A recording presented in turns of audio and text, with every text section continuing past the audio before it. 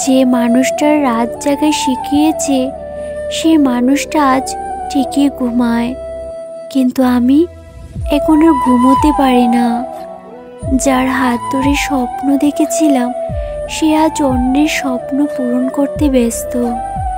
চাইলে যদি খুব সহজে কষ্টগুলো ভোলা যেত তাহলে বোধহয় আমার জীবনটা আজ এত এলোমেলো হতো না। আজ পরিস্থিতি আমাকে রাতের নীরবতায় কাঁদাচ্ছে, শুধুমাত্র তোমার মতো বেঈমানকে মন থেকে ভালোবেসেছিলাম বলে। যে তোমাকে বারবার কষ্ট দেয় তার কাছে না গিয়ে যে তোমার কষ্টের সময় পাশে ছিল তুমি তার কাছে ছুটে যাও।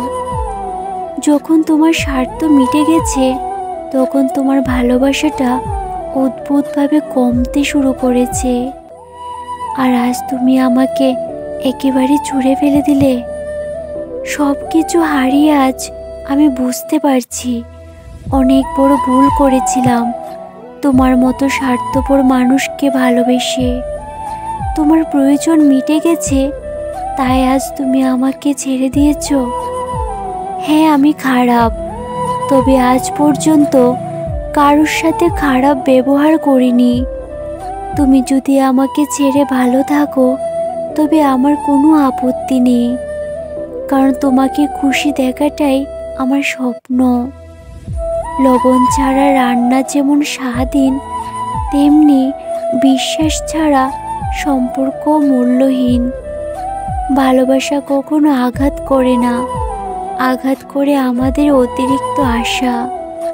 বিশ্বাস আর নিঃশ্বাস খুবই মূল্যবান, একবার হারিয়ে গেলে আর ফিরে পাওয়া যায় না। নিজেকে ভালো রাখার দায়িত্বটা নিজেকেই নিতে হবে, কারণ খারাপ সময়গুলোতে কেউ পাশে থাকবে না। নিজেকে তখনই খুব বেশি অসহায় লাগে যখন প্রিয় মানুষের কাছে একটুখানি সময় চাইলে সে নানান রকমের ব্যস্ততার অজুহাত দেখায়। মেসেজ দেখেও রিপ্লাই না দেওয়াটা হলো অবহেলা, আর মেসেজ করে রিপ্লাই না পেয়ে বারবার মেসেজ বক্স চেক করাটা হলো ভালোবাসা। সেই মানুষগুলো আমাদের খুব বেশি অবহেলা করে যাদেরকে আমরা খুব ভালোবাসি। কাউকে অতিরিক্ত ভালোবাসলে অনেক অপরাধ, আর এর শাস্তি হলো শুধু কষ্ট আর অবহেলা। মানুষ তখনই আপনাকে অবহেলা করে যখন তার কাছে আপনার প্রয়োজনীয়তা ফুরিয়ে যায়। হারিয়ে ফেলার বয়ে বেশিরভাগ মানুষের ভালোবাসার সম্পর্কগুলো নষ্ট হয় অবহেলার অভিযোগের কারণে। খুবই তো বলো ভালোবাসি ভালোবাসি, তাহলে কেন বুঝো না